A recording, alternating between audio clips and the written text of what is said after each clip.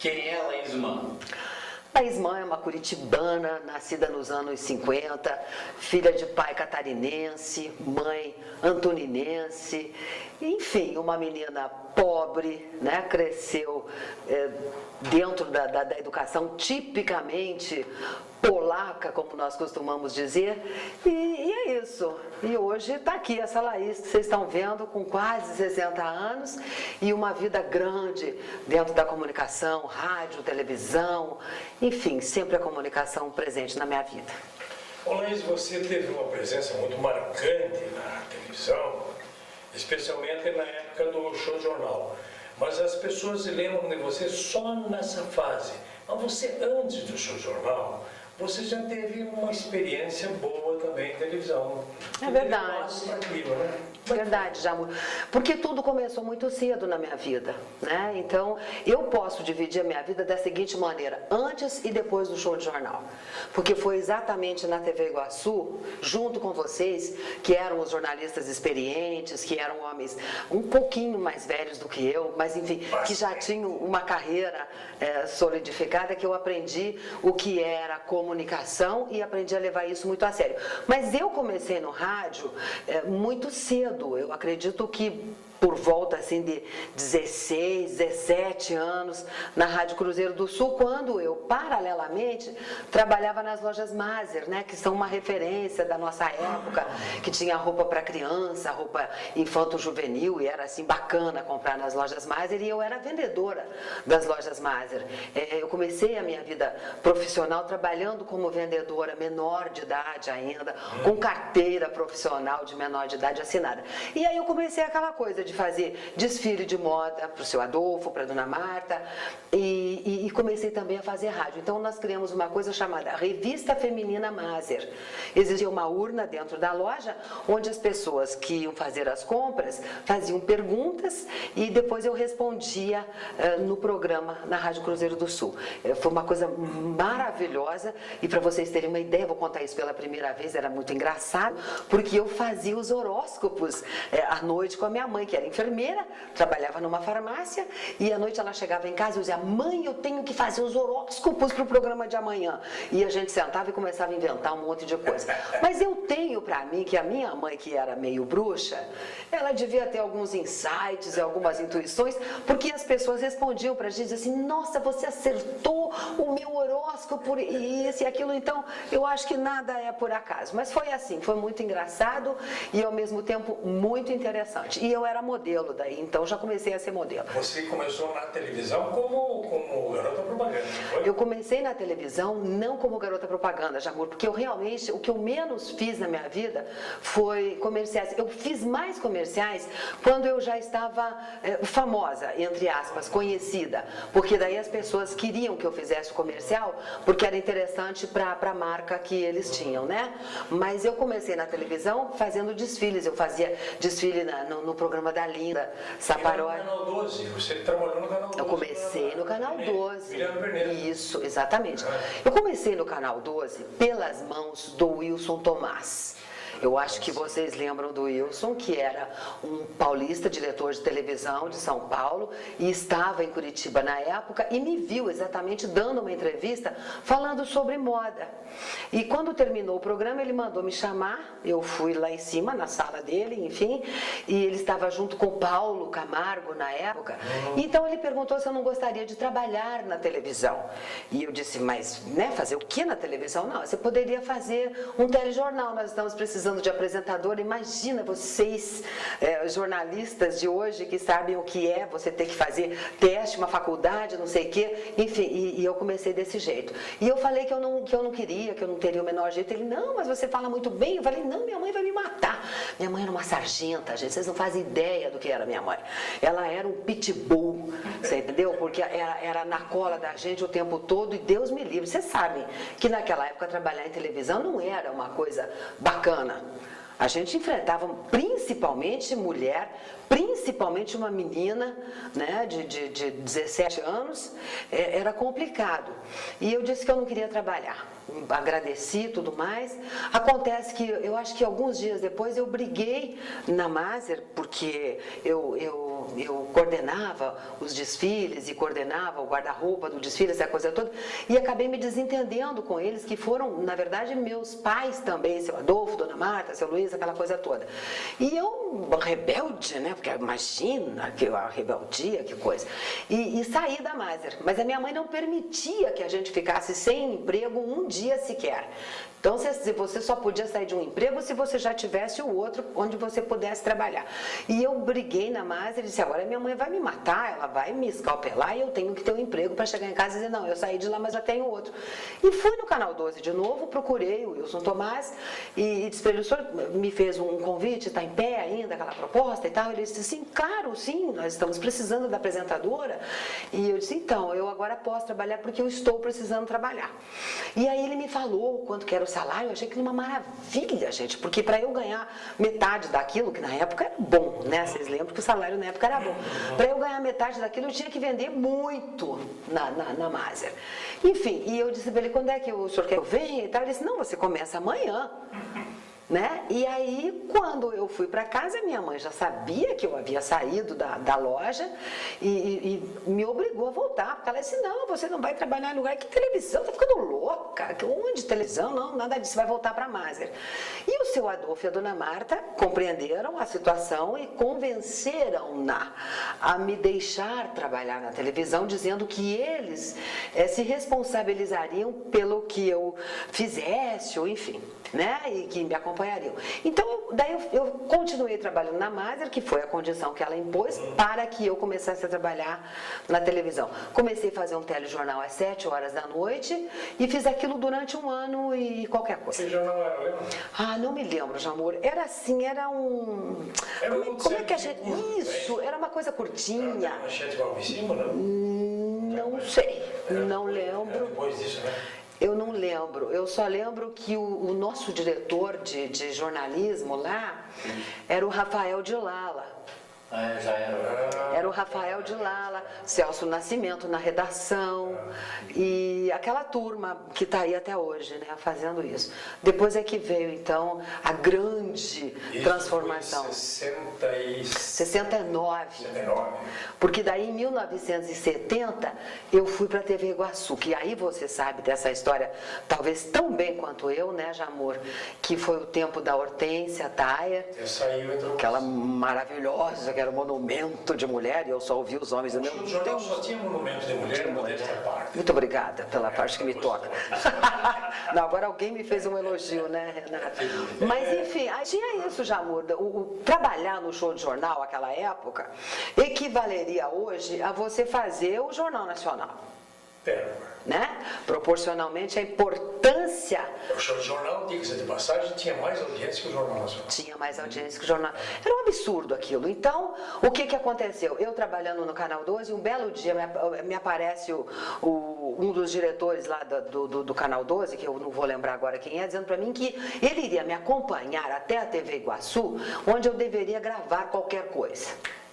E eu, então tá bom, até eu havia gravado um comercial da Filatélica Numismática, qualquer coisa que eu não vou lembrar agora, que foi uma dureza de gravar aquele comercial, porque era muito difícil pronunciar aquilo, né? Filatélica Numismática, não sei das quantas e tal.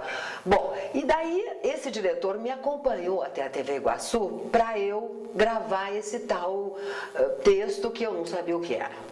Eu achei estranho um diretor de televisão acompanhando uma apresentadora num outro canal de televisão, enfim. Eu não entendi muita coisa, mas eu também não estava ali para entender nada, né? Eu queria mesmo era fazer as coisas que me dessem prazer, e eu sempre gostei muito de trabalhar. E fui até lá, gravei um texto, então, para o nosso queridíssimo, meu queridíssimo Osni Bermudes, esse grande amigo que eu tive na minha vida, que eu guardo no meu coração.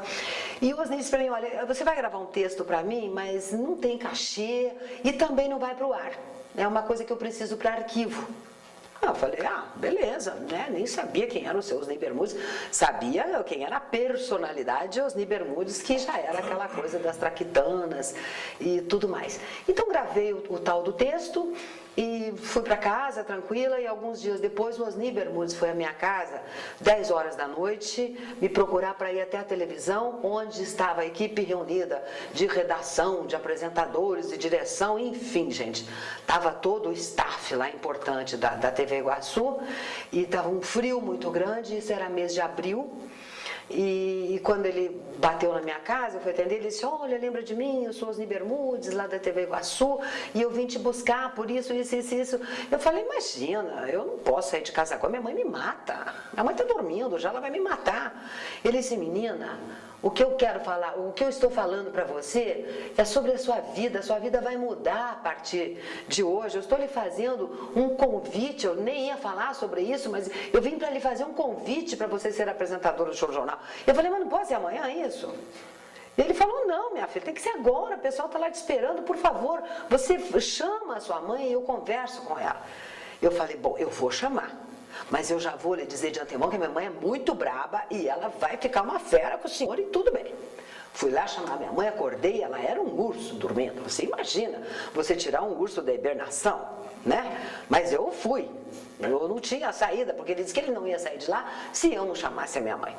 Então, eu toquei isso, mãe, olha, o negócio é o seguinte, mãe, tem um homem aí no portão, ele é da televisão, lá, e ele está dizendo que nós temos que eu tenho que ir lá na televisão com ele agora. Porque ele disse assim, não, você chama sua mãe, ela vai conosco.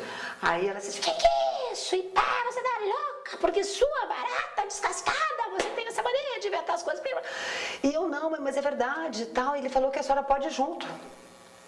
Bom, enfim, ela pensou, relutou, me xingou mais, não sei de quantas coisas, e disse, eu vou até lá, eu vou levantar.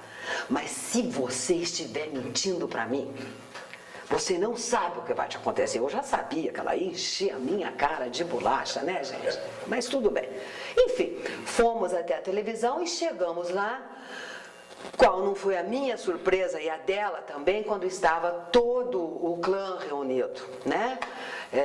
Renato Scheitz, meu compadre queridíssimo, que a gente acabou de perder agora, ou de ganhar, não sei, Aderbal Júnior, Jamur Júnior, João José de Arruda Neto, né? JJ, Paulo Camargo e Paulo Pimentel e eu não sei mais quem. Paulo Miranda. Isto mesmo, era dele que eu queria lembrar. Enfim, e aí começamos a conversa de que o Show Jornal estava precisando de uma apresentadora, porque havia saído a Hortência Taier, e logo em seguida houve 3 meses com Delzi Capitã, né? E a Delzi realmente achou que aquilo não era a praia dela, não quis mais fazer. E o Show Jornal sem apresentadora, por quê? O que a televisão queria? Uma universitária, não é? Uma jornalista que entendesse daquilo que ela iria fazer, do que seria o seu ofício. E o JJ, principalmente, me parece, e me corrija, Jamur, se eu estiver enganada, era a pessoa que mais batia nessa tecla, né? Ou era uma estagiária de jornalismo, ou era uma jornalista que tinha que ser inteligente, bonita, e tinha que saber falar, e tinha que saber interpretar, e tinha que saber um monte de coisas, e eles não encontravam essa pessoa. E depois eu fiquei sabendo que o Osni só dizia bem assim, eu já tenho a minha candidata, vão aí esgotando todas as possibilidades que vocês têm. E na realidade, quando chegaram a essa conclusão, o Osni apresentou aquele tal texto que eu havia gravado sem saber qual era o objetivo, né? E daí houve então assim uma maioria de adesão à minha participação no jornal. E aí começou, para mim, Jamur Júnior, e você lembra disso muito bem, começou o meu céu e o meu inferno. Porque, na verdade, o que eu fazia no Canal 12 era uma coisa muito pequena, não vou dizer em importância, mas, assim, eu não havia entendido o grau de importância daquilo, né? Então, eu ia lá, lia um script e tal, ia embora, beleza. E no Show Jornal as coisas todas mudaram. Havia já naquela época o estudo da imagem, a gente tinha que fazer teste de câmera, não sei mais o que, e eu falava tudo errado. Aí cada vez que acabava o o jornal, o Aderbal chegava lá querendo me matar e ele dizia para mim, sua maluca, você acabou com o meu texto, você acabou com o jornal, você tá louca, você é uma burra, você não entende nada. E esse aqui pegava o roteiro e nós íamos para a sala de maquiagem, que era onde a gente lia o jornal, mas isso depois do jornal. Aí ele me ensinava como que eu deveria ter. Então ele dizia assim, quando você vai fazer uma pergunta, querida, não é assim, por que não? Você vai dizer, mas por que nós não? começamos a fazer leitura antes do Depois jornal. começamos, exatamente. Então o Jamur, toda noite com aquela paciência de Jó, acabava o jornal, a gente ia, e depois porque a gente já chegava na televisão, Renato Ribas, às 6 horas da tarde. Era um absurdo aquilo, porque a gente não tinha muita vida. Porque às 6 horas o carro da televisão me pegava em casa, porque eu tinha uma fama de ser meio bagunceira. Mas o que eu poderia ser, gente, com 17 anos de idade? Nessa época eu estava quase fazendo 20 já. O que eu poderia ser? Né? Uma menina que cumpria com as suas obrigações de filha, de irmã, eu tinha um monte de emprego, eu trabalhava no rádio, eu trabalhava na Maser, eu desfilava fazendo... Quer dizer, mas eles achavam... Porque eu sempre fui muito alegre, eu sempre fui muito irreverente, e às vezes as pessoas confundem um pouco isso com a tua responsabilidade em trabalhar. Então, quando eu fui para a TV Iguaçu, eu já fui meio com essa fama, talvez de responder, não sei o que era, ou se era praxe, não sei. Eu sei que a gente já ia às 6 horas da tarde, esperávamos os repórteres chegarem todos com as suas respectivas pautas, e então os redatores distribuíam as notícias. Lembra disso, Jamur? Ah, isso aqui vai ficar... Esse aqui, o Jamur fazia a abertura do jornal sempre com 2 piadas inteligentes, e ele sempre com essa cara de inteligente, bonitão, e a mulherada já ficava meio louca, porque né, eles eram todos bonitões. Imagina, vocês estavam na faixa do quê? 30 e poucos anos, já, amor? Eles estavam no auge, né? Eles estavam no auge, assim, de tudo, na verdade, né? E eram pessoas importantes dentro de uma comunidade. E foi assim que eu comecei a fazer o show de jornal, sofrendo, apanhando, que nem maluco. No show de jornal você teve momentos assim de preocupação, porque nós estávamos numa fase de regime militar, com censura e tal. Você algum dia ficou com medo? Não. Nunca teve medo? Não, eu nunca tive medo. Você lembra que a gente ia sempre para a Polícia Federal, e daí teve aquele episódio do Haroldo Leão Pérez, né? Naquela época você não ficou assustada? Nunca fiquei. Todo dia o show de jornal batia no governador. Isso, nunca fiquei. Sabe por quê, Jamur? Eu acredito hoje nisso, porque na época eu não pensava nisso, não. A gente tinha respaldo. Né? E eu, assim, pela primeira vez na minha vida, e não poderia ter sido muitas vezes, porque eu era muito jovem, eu passei a me sentir importante e parte integrante de uma coisa importante dentro da minha comunidade. Então eu acho que isso me dava um respaldo. Eu estava dentro de um veículo muito sério, trabalhando com as melhores pessoas que você profissionalmente, estou falando, nem estou falando no campo pessoal, que também era. E eu como era uma menina, vocês me protegiam muito. Né? Então isso para mim foi fundamental em toda a minha vida, tanto que a referência profissional que eu tenho mais marcante é sempre a de trabalhar com homens. Foi difícil eu poder me adaptar a trabalhar com mulheres. Só para responder a tua pergunta, nunca me senti assustada. Eu sempre me senti importante. Minha mãe, sim.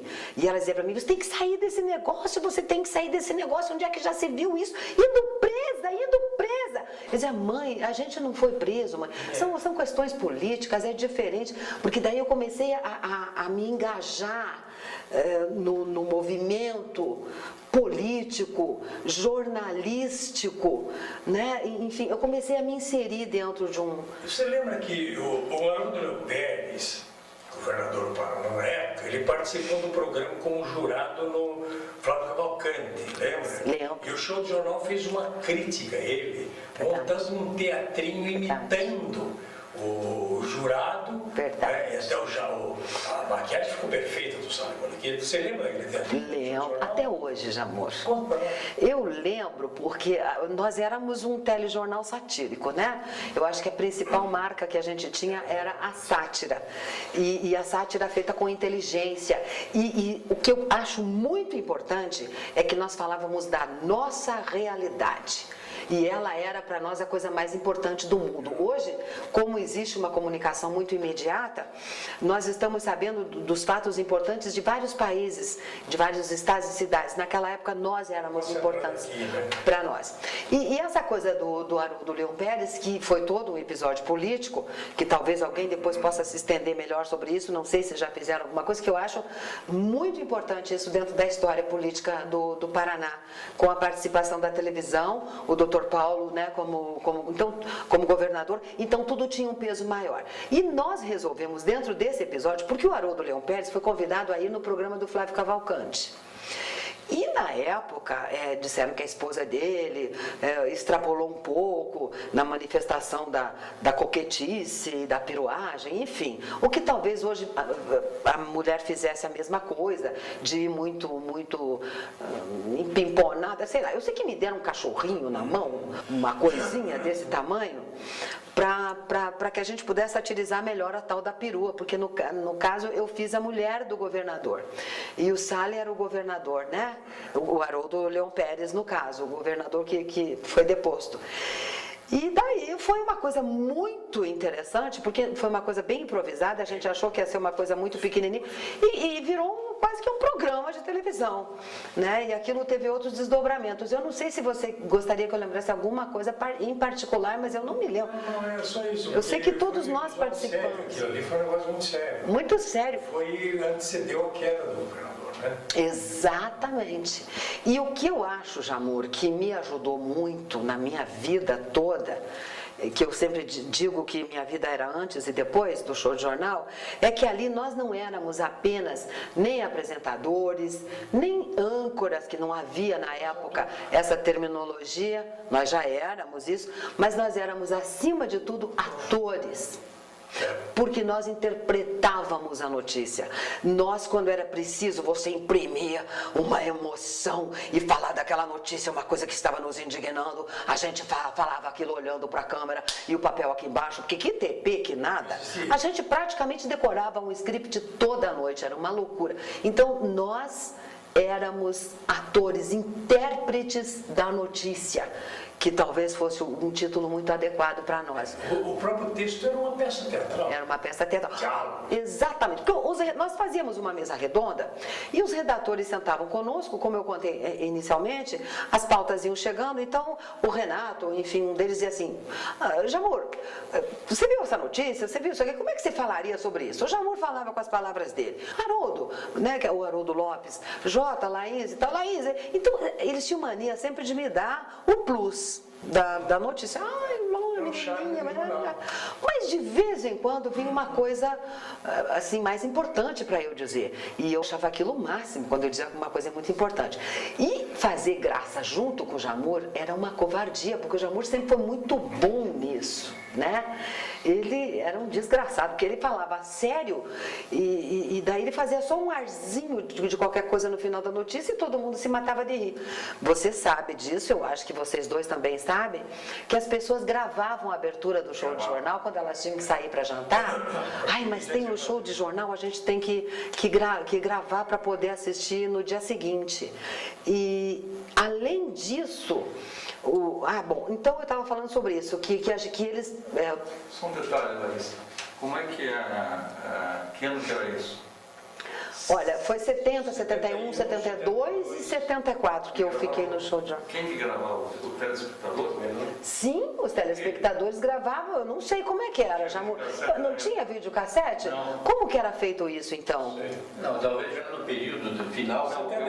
Acho que 74 já havia videotape, gente, não? Acho que não gravavam. Eles, o que talvez queira dizer, porque o videocassete surgiu em 1980. Mas nós...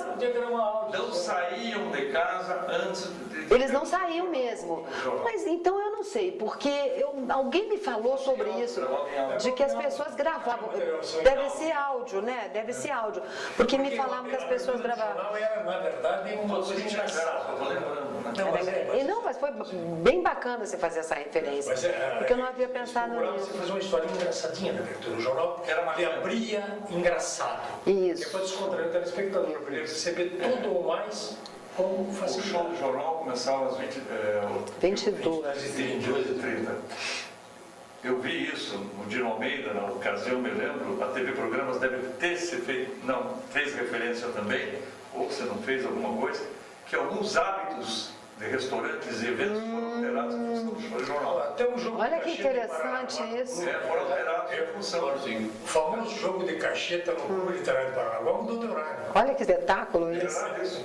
Isso é muito importante, gente, porque faz parte da cultura, né, de uma cidade. E nós tínhamos também, Jamor, que a gente falou sobre a coisa de ser ator e de interpretar, os bonecos, né? Nós tínhamos os bonecos, que era o Chacon fazendo aquele hipopótamo que vivia me cantando, mas ao mesmo tempo que ele me cantava, ele ia, né, inserindo as críticas que os apresentadores não poderiam fazer.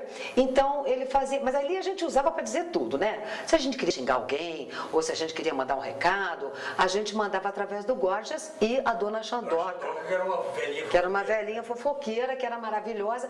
Então a dona Xandoca tinha a desculpa de ser uma senhora, né? Uma velhinha, que todo mundo desculpa, que as velhinhas dizem, por isso que eu estou começando, gente, a achar bacana essa história de ficar velhinha. Porque tudo que as pessoas dizem, eu já sou velha, por favor, me desculpa isso, e pronto, e a gente fala o que a gente quiser, né? Eu acho que a idade, quando vem vindo, ela vem com essa autoridade de você poder dizer as coisas para os outros e também não se preocupar muito se as pessoas estão ou não estão gostando. Mas depois do show de jornal, você teve outras experiências na televisão? Várias, né, Jamor? Então. Várias. É assim, eu até não me lembro muito bem disso, porque depois... Você já traduziu os principais comerciais? Lembra que a gente fazia um programa chamado Os Profissionais? Sim, sim. Que era Museu, você e o Moacir Gouveia. Chegou a ver. Era bacana. Os jornalistas, não eram os profissionais. Os É jornalistas... outro tipo de jornal que apareceu. Então você também participou de teatro.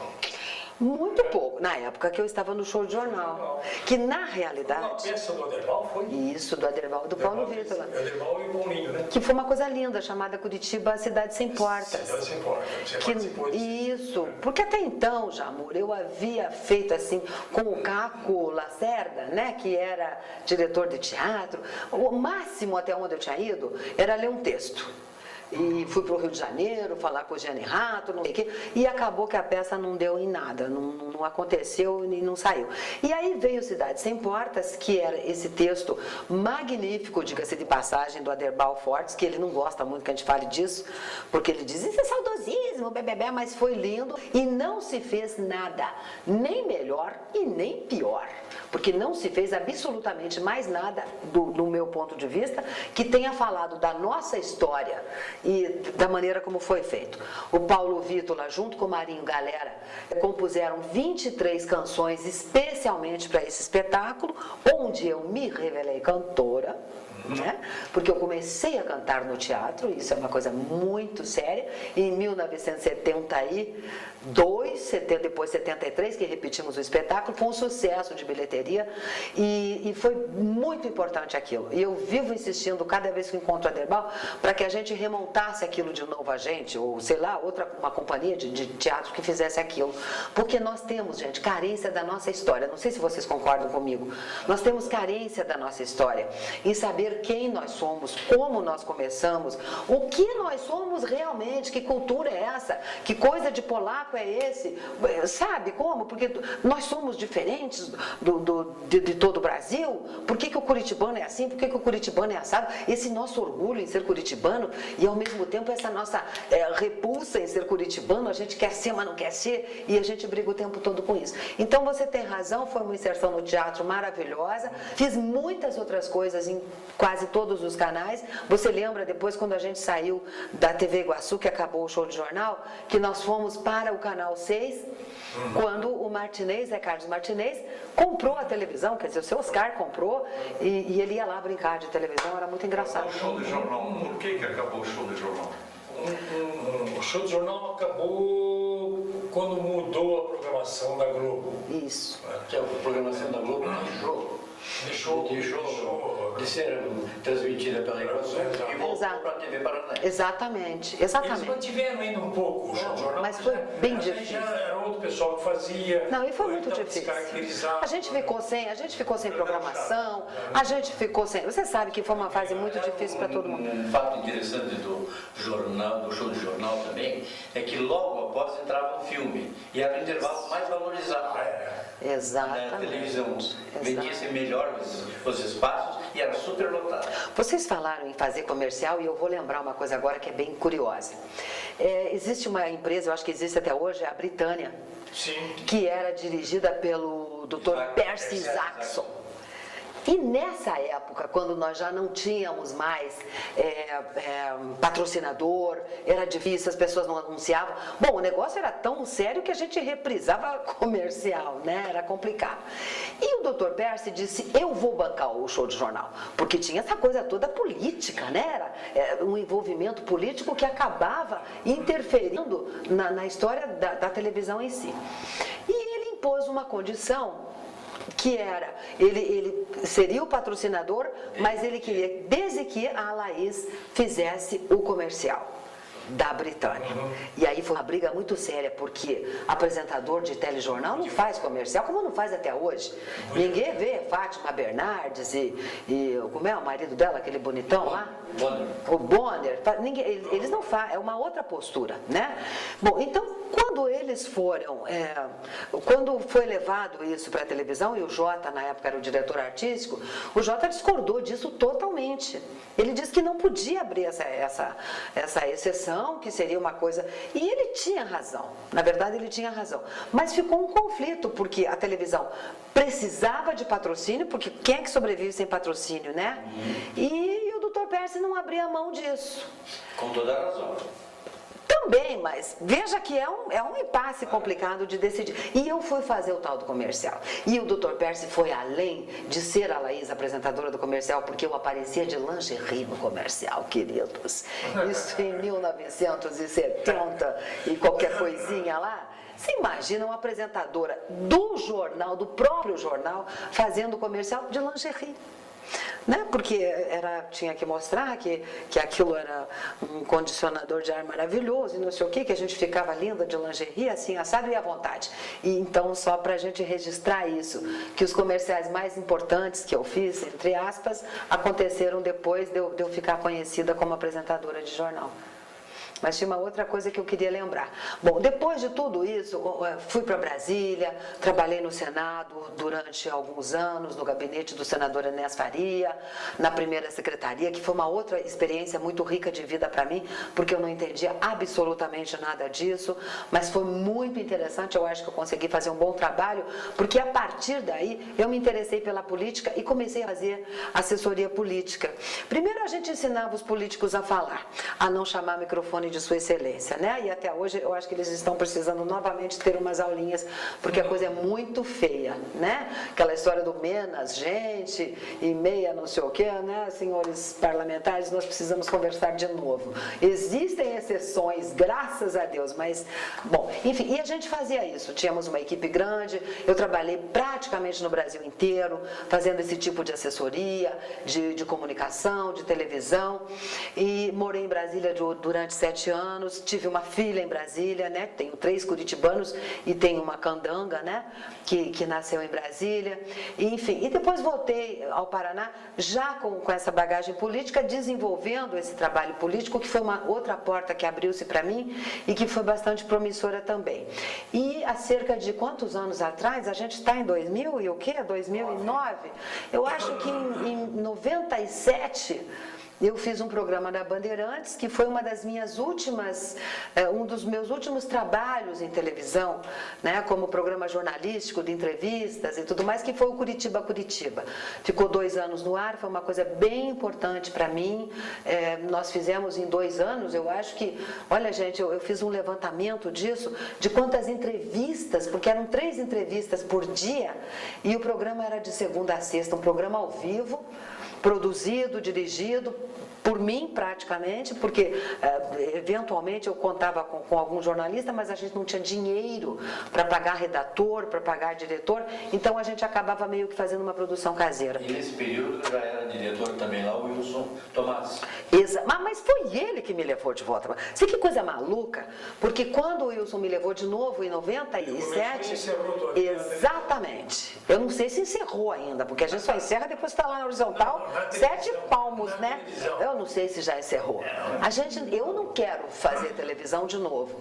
Se você me perguntar se eu quero fazer rádio, eu quero. Mas a gente não sabe, né, Renato? Então, eu acho assim, mas isso que você falou é bem importante. O Wilson começou a minha vida e, de repente, até hoje, né? O mais recente trabalho, para não dizer o último, tirando os TV leilões da vida, que quase acabaram com a minha vida, que isso não conta como carreira, como currículo, como nada, eram programas comerciais, foi o Curitiba, porque o Wilson ligou para mim e um belo dia estou eu lá, recebo um telefonema, ele disse, o Wilson Tomás. Eu falei, gente, eu não acredito em você. Ele disse, Laís, tenho te procurado tanto em Curitiba, estou aqui porque a televisão estava também passando por um processo de intervenção, alguma coisa do gênero, e ele estava aqui como o tal interventor, é isso que a gente fala? E ele me explicou isso rapidamente, falou para mim, escuta, como é que você está? Você está bonita? Eu falei, estou linda, querido, mas eu estou linda, meu Deus, maravilhoso. Ele disse, não, venha conversar comigo então aqui na televisão. E eu fui conversar com ele, começamos a conversar, ele me perguntou de projetos e tal, eu falei, eu não sei, eu quero voltar para o rádio. Eu já estava me achando muito velha, 12 anos atrás, nossa, eu estou tão velha, eu não quero saber de câmera na minha vida, minha imagem é uma coisa que vai me traumatizar muito. Mas aí eu falei para ele, eu quero voltar para o rádio e tal, ele falou, você não pensa em voltar para a televisão? Eu falei, mas não sei, Wilson, acho que não. Ele falou, que pena, porque eu queria te fazer um convite. Então me fez o convite de ir para Bandeirantes, fazer esse programa, que eu adoro o programa ao vivo, porque nós somos do programa ao vivo, né? Que é uma coisa muito mais gostosa, muito mais estimulante, aquela adrenalina te movendo o tempo todo, você brigando com o relógio e com o teu entrevistado, que às vezes você pergunta para o entrevistado, como vai o senhor? Ele fala, bem, obrigado. E às vezes você pergunta como vai o senhor e ele começa a contar como ele vai desde o ano passado, né? E o programa ao vivo tem isso, de você... Né? Não é verdade? De você conseguir mediar aquela coisa para chegar no tempo certo, então, até logo, muito obrigado, né? Aquela coisa toda. Não vai acontecer, né? Exatamente. Então foi isso, o Wilson me chamou, logo em seguida o Aderbal Fortes assumiu a direção da televisão. Por indicação do Wilson também. Por indicação do Wilson também, na qual, aliás, eu tive uma contribuição e eu acho isso muito importante da gente conversar e foi isso, foi uma coisa muito boa quando eu também comecei a ter muito mais contato com as coisas curitibanas, foi maravilhoso, Curitiba. 97 você encerrou a carreira na televisão. 97, voltei depois, como eu te disse, programas comerciais e depois voltei com outro programa chamado Noiva Sul, que quando a pessoa me chamou e disse, olha, eu quero te convidar para apresentar um programa, chama-se Noiva Sul, eu falei, mas você tem certeza que você quer me convidar para fazer um programa chamado Noiva Sul? Não, eu quero que tenha a tua cara e tal. Mas foi assim, tudo muito rápido, foram flashes, entendeu? Mas assim, a minha vida dentro da televisão, do jornalismo na televisão, foi 97. Eu acho que todo o período de tua vida, nós estamos rememorando, partiu muito da tua forma de ser. Eu nunca vi você triste. Sempre alegre, né? Sempre graças a Deus. Participando. Graças a Deus. Essa é uma característica que eu tenho e que eu percebo que as pessoas falam muito nisso, né, Renato? Claro que na minha casa eu não sou assim. Sim. Não é que eu tenha duas personalidades. Eu só acho que quando a gente forma uma imagem pública, a gente tem uma responsabilidade sobre essa imagem pública. As nossas opiniões, a nossa postura, o nosso comportamento vai, sem dúvida nenhuma, repercutir dentro da sociedade que nós vivemos. Então, eu não saio da minha casa se eu não estou bem. Eu não saio da minha casa para encontrar alguém na rua, a pessoa me dizer como é que você vai e eu começar a chorar as minhas mágoas, porque é evidente que eu tenho essas mágoas todas e a minha filha até deu uma risadinha ali, porque ela sabe que é dessa maneira. Então, na minha casa eu sou eu posso me manifestar, as minhas tristezas, as minhas idiosincrasias, enfim. Mas você tem muita razão sobre isso. As pessoas sempre dizem para mim, Laís, o que eu mais admiro em você é a tua alegria. Porque também, Renato, eu adoro as pessoas. Eu adoro o meu trabalho. Eu posso estar com o maior problema da minha vida. A hora que eu entro no meu local de trabalho, eu sou outra pessoa. Eu estou leve, eu quero me dedicar. É muito interessante isso. E eu adoro as pessoas e eu adoro os meus amigos. Você entende? Então eu acho que eu tenho que acrescentar alguma coisa a eles, né? Isso nós somos plenos testemunhos. Que bom. Obrigado, então. Mas é isso, a minha alegria... No transcurso de toda essa odisseia da tua vida, como uma identidade pública, se quis dizer, né? Que você fez essa marca, né? E tem tua marca doméstica, que são outras coisas, mas identidade pública, que você marcou, que você tem consciência dessa responsabilidade, com as suas palavras. Saiu do rádio, saiu da televisão, você enveredou politicamente. Sim. Aproveitando esta imagem. Eu acho que eu não sei quantificar isso, Renato, mas eu acredito, eu tenho assim um temperamento. Estímulo, né? Foi evidente que sim. Mas veja que ironia, eu fui candidata a vereadora 2 vezes, e nas 2 vezes em que eu fui candidata a vereadora, eu não estava em veículo de comunicação. Ou seja, eu não me aproveitei de um momento, que não tenho nada contra quem faz isso, mas por coincidência ou não, eu não estava na mídia, nessas 2 vezes que eu fui candidata. E que é muito importante. E que é muito importante. O Enéas Faria, Isso. que se elegeu senador em função da sua divulgação dentro dos veículos de comunicação. E nós temos muitos outros exemplos, eu acho que hoje, muitos. O caso dele Porque eu falei sobre ele. Você falou do teu início em rádio, na Cruzeiro, e que você gostaria de voltar ao rádio. Você voltou para o rádio. Várias vezes. Eu fiz rádio Independência nos anos 80. Eu acho que eu comecei em Independência em 79 e permaneci 80, que foi uma das experiências mais ricas da minha vida, porque também tive a sorte de trabalhar com pessoas muito competentes. Gilberto Fontoura, acho importantíssimo a gente citá-lo, porque eu comecei a fazer um outro tipo de rádio, fazia rádio FM, fazendo locução, e daí um dia ele chegou para mim e disse assim: Laís, entra lá no estúdio agora, a gente vai só gravar aleatoriamente, entra lá e começa a falar um monte de coisa, mas eu quero que você fale como você é, assim, como você conversa conosco, eu não quero você como locutor, impostada, senhoras, bom dia, eu quero que você entre lá e fale um monte de bobagem. Mas imagina mandar eu falar bobagem, que coisa maravilhosa. Entrei e comecei a falar um monte de bobagem, coisas que me vinham na cabeça. E eu lembro até hoje o que eu falei, você entendeu? E quando eu saí, ele disse: é isso, você vai começar amanhã, você vai ter um programa das 10 ao meio-dia, horário nobre da rádio. Eu falei: Gilberto, fala sério, que é isso? Quem que vai produzir? Não, ninguém vai produzir. Você vai falar essas coisas aí, tudo que você fala. Gente, foi um horror aquilo. Foi uma maravilha. Agora, se imagina eu chegando na rádio dizendo assim: pelo amor de Deus, briguei com meu marido ontem, porque vocês acham que tem cabimento um cara aí num churrasco todo sábado, daquele bando de marmanjo, e deixam as mulheres em casa e vão pro churrasco. Sabe o que isso me parece? Que eles são um bando de viados. Isso no rádio. Aí você imagina, começava a telefonema. Meu marido queria me matar, o Juquinha, né? Jamur, que vocês chamavam sempre o Juca de Juca. Ele dizia: meu Deus do céu, mas você não pode expor a nossa vida dessa maneira. E foi assim, gente, que eu fiquei em primeiro lugar de audiência na Independência. E veja que coisa séria isso, sociologicamente falando, como as pessoas têm necessidade de se sentir iguais a você que está ali atrás de um microfone, dentro de um veículo de comunicação. Então as mulheres se identificavam comigo, porque eu ia com aquele bando de filhos, e o bando, que na época eram 2 e mais um no carrinho, mamando, e daí eu fazia assim para o operador, né? Ele já sabia que era comercial, pegava o Gabriel, botava no peito, mamava, e fazia cocô, e daí o Gilberto Fontoura entrava no estúdio e dizia: meu Deus, o que é esse cheiro, aquele estúdio pequenininho da Independência? Ele dizia: uai, que cheiro é esse? Você não tem filho? Ele fez cocô. Não, mas você não pode fazer fazem isso aqui.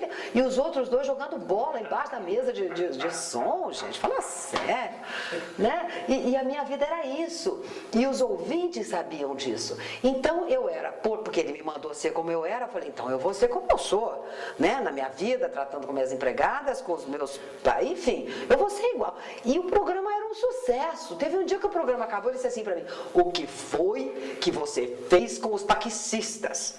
Eu falei, nada, eu só xinguei o taxista, porque ele fez isso e isso e isso. Tava um bando de taxista lá fora, você não pode, vão te apedrejar, sua louca. E eu falei, meu Deus do céu, mas eu não fiz nada, Gilberto, eu só falei porque o motorista foi um horror comigo, você não acredita o que ele fez comigo. Bom, aí ele disse assim, pois é, agora tem aquele impasse lá fora, o que eu vou fazer? Eu falei, vai lá, né? Eu não posso ir. Eu acho que eu estava grávida, enfim. Mas os taxistas foram lá porque eles foram se solidarizar comigo. Porque eu tinha pego um motorista que fez um desaforo muito grande para mim. Hoje eu não vou lembrar que desaforo foi esse. E daí eu cheguei, eu contava tudo, entendeu? Teve um dia que eu também acabei o programa, eu barrigudona lá. Aí Gilberto chegou e disse assim para mim, o que foi que você falou da Brastemp? Eu falei, falei um monte de coisa. Porque tem uma loja que levou uma coisa aí, essas oficinas, levou a minha máquina de lavar para consertar, e já faz não sei quantos meses, eles não sabem o que eles fizeram com a minha máquina, não devolvem minha máquina, e eu meti a boca. Bom, tá um diretor aí da Brastemp. Você faz o seguinte, recebe ele na minha sala. Pelo amor de Deus, Laís. Mas Gilberto, você manda eu falar as coisas, agora você vai ficar aí me censurando? Não, mas você tem que ter um mínimo de bom senso, você entendeu? Não, agora tá bom, então chama o homem lá. Aí chegou um senhor, todo engravatado, bonitão, não sei o que. Resumo, ele era um diretor muito importante da Brastemp lá em São Paulo. E ele estava vindo para Curitiba porque estava inaugurando uma grande loja dessas que fazem manutenção, né? Essas oficinas, porque o negócio estava indo muito, muito mal, eles recebiam muitas queixas. As maiores queixas que tinham dentro da Brastemp, por conta dos usuários, era sobre isso, da manutenção dos equipamentos. E esta criatura desembarca no Afonso Pena e deveria ter alguém esperando por ele. Mas houve um problema qualquer de horário, que eu não sei mais o que era, e ele resolveu vir embora de táxi. Chamou um táxi, entrou no táxi, sentou no táxi e me leva em tal lugar. E o motorista lá com o radião, porque eles eram meus ouvintes, não tinha outro. Eu falava muita coisa que eles adoravam ouvir. E de repente começo eu assim, porque olha aqui, gente, o negócio é que mulher é um inferno, mulher sofre, porque eu compro na minha casa todos os eletrodomésticos de qualidade, eu já compro o melhor que tem, que é para não me incomodar. Agora vocês sabem que quebrou a minha máquina de lavar, e daí comecei a contar a história, querido. Aí o homem disse assim para o motorista, quem é esta locutora? O motorista é a louca, que tem aqui, que fala, a louca. O senhor está vendo como é que ela fala? Ela fala tudo, ela fala tudo. Ele disse, mas e esse programa dela é ao vivo? É ao vivo? Tá, primeiro lugar que eu tinha. Então o senhor me faz o favor, o senhor pode me levar nessa rádio? O cara foi direto para a rádio, você está me entendendo? Então as coisas aconteciam comigo dessa maneira. Quando o Gilberto pensou que ele estava indo lá para me dar uma babada, qualquer coisa, ele foi lá porque ele achou interessante. Ele disse assim para mim, você fez o maior merchandising, você fez um testemunhal que se eu encomendasse isso para algum profissional de rádio, ele não faria tão bem. Quando eu falei que eu comprava já o melhor, porque na época a Brastemp, até hoje a gente fala isso. Não é uma Brastemp, né? Não tem isso. Então eu falava isso, eu já comprei, e ele achou aquilo o máximo. Bom, aí ele disse assim para mim, eu faço questão de lhe presentear. O que a senhora, né, gostaria de ter na sua casa? Eu falei, nada, eu tenho tudo. Mentira que eu tinha tudo, mas eu também achei que eu não podia ceder, porque você não pode ceder, né? A gente tem uma posição que você não pode ceder. Então eu falei, não, se o senhor conseguir que eles entreguem a minha máquina de lavar roupa que está lá no concerto, eu vou achar isso uma maravilha. Óbvio que no dia seguinte já tinha não sei quantas pessoas me ligando, assessor não sei de quê, assessor não sei de quê, e eu consegui a minha máquina de lavar roupa de volta. Então as coisas aconteciam, gente, no rádio, dessa maneira. Por isso que o rádio, para mim, ele é muito especial. Eu adoro, quando perguntam para mim qual é a sua profissão, eu sempre ponho radialista. Eu adoro ser radialista. Você também? Eu comecei no rádio e sou apaixonado por rádio. Mas aquele radialista... Como você, eu adoro rádio. Eu adoro Fiz rádio. televisão por necessidade na época, porque foi um momento. Mas era bacana também. Agora pergunta a você, Laís, você acha que um programa como esse, teu, hoje, Teria o mesmo efeito no rádio? Teria espaço para ele? Ah, mas com certeza absoluta. Não tem espaço para nós, querido. Para nós não tem espaço, porque nós não somos evangélicos, nada contra a igreja, pelo amor de Deus, e também nós não somos políticos, não somos nem vereadores, nem coisíssima nenhuma. Então, eu digo o seguinte, não há espaço para nós, Jamor. Que eu sempre digo que nós somos do tempo que nós recebíamos para trabalhar. Exatamente. Hoje você chega num veículo e a pessoa já vai te dizendo quanto custa por mês para você fazer um programa de rádio ou de televisão. E nós não queremos. De horário, né? Não é isso? Então eu acho que espaço existe sim, porque cada dia mais o ser humano está precisando de referências iguais, de pessoas muito parecidas com ele. Nós não precisamos mais desses ídolos, ou não precisamos, ou precisamos talvez, não sei, porque o mundo está cheio disso. Mas eu acho que sim, e nós deveríamos ter um pouco mais de fibra profissional, Jamor Júnior, entendeu? E dizer, nós queremos voltar para o rádio e mostrar como é que se trabalha nele. Mas onde que você vê a rádio ser de propriedade de igrejas e de políticos? Não sobra espaço. Não sobra espaço. Mas talvez se a gente procurasse um pouco mais, talvez isso também tenha acontecido. É que contra o dinheiro ninguém pode, né, gente? O seu programa Rádio Independência, claro, não me lembro nem que eu vi nenhuma vez, mas você rememorou de tal sorte, uma identidade muito... Era laísma, o cotidiano. Então você mostrava com total naturalidade o que você está contando aí, uma identificação com donas de casas, com marido, com políticos, com tudo. Com tudo. Desmistificando o que hoje se faz comercialmente e politicamente. Exatamente. Você sabe que as pessoas ligavam e me diziam assim, ele sabe que o deputado tal, não sei o quê, minha filha foi lá, e daí ele cantou a minha filha, e eu ia para o microfone e disse, escuta, deputado, mas que vergonha, por que fazer isso com a menina? E eles eram tão cretinos, porque eu não citava o nome deles, pois eles ligavam para a rádio e diziam assim para o diretor, manda essa fulana aí, cala a boca, que eu joguei com ela. Você entendeu? E eu não havia citado o nome deles. E eu levantava todos os assuntos, mesmo que eu não tivesse profundo conhecimento sobre tudo, porque a gente não tem mesmo e nem é obrigado a ter, mas eu tenho a minha postura de cidadã. Então eu analiso as coisas que me afrontam ou que me alegram, como uma postura de uma mulher, não é? De mãe, esposa, dona de casa, e era assim que eu assumia as coisas. Existia um problema político como hoje, existem tantos, e nós estamos lendo aí todos os dias no jornal, a postura da Assembleia Legislativa, a postura da Câmara de Vereadores, do Congresso, enfim, né, gente? Nós não aguentamos mais abrir jornal, mas só que nós só falamos isso. E eu tinha essa válvula de escape de poder ir para um veículo de comunicação que era primeiro lugar de audiência, isso é muito importante, e me colocar. Eu nunca tive medo, e eu acho que isso também foi a razão de eu ter tido sucesso dentro daquilo que eu fazia. Eu nunca tive medo de dizer o que eu sentia, né? de me expor como pessoa, como mulher, e com muitos, como é que a gente pode dizer, agravantes, porque eu era jovem, eu era bonita, eu era inteligente, e eu estava dentro de uma coisa importante que era a formação de opinião. Nós fazíamos isso, nós éramos e somos até hoje formadores de opinião. Então, Renato, nós sofríamos toda a sorte de pressão, né? Do homem que encostava em mim, tentando me dar uma cantada sem vergonha, por achar que de repente o caminho poderia ser aquele. Só que de um modo geral, eu sempre fui muito privilegiada nisso, né? Porque eu sempre tive o respaldo dos meios de comunicação, dos locais onde eu trabalhei e das pessoas que representavam isso. Faltam apenas 2 minutos para nós concluirmos essas rememorações. Gostaria que você finalizasse contando o que você achar importante de sua vida, de sua participação no nosso meio. Eu acho isso que está acontecendo aqui hoje muito importante, e para nós que fazemos a história da televisão, do rádio, da comunicação na nossa cidade, no nosso estado, nós precisamos disso, para que a gente possa passar isso para frente para outras pessoas, não só como experiência, mas para que as pessoas parem e reflitam um pouco sobre aquilo que nós fizemos, as portas que nós abrimos, os obstáculos que nós tivemos que ultrapassar, para que hoje as coisas estivessem mais fáceis para eles. Eu quero te parabenizar, Renato Ribas, por ter tido essa iniciativa. Eu acho isso de suma importância. Tive um prazer imenso de estar aqui e quero dizer para vocês, meus 3 queridos amigos, que nós continuamos aqui, nós não fizemos uma história, nós continuamos fazendo essa história porque nós continuamos atuando.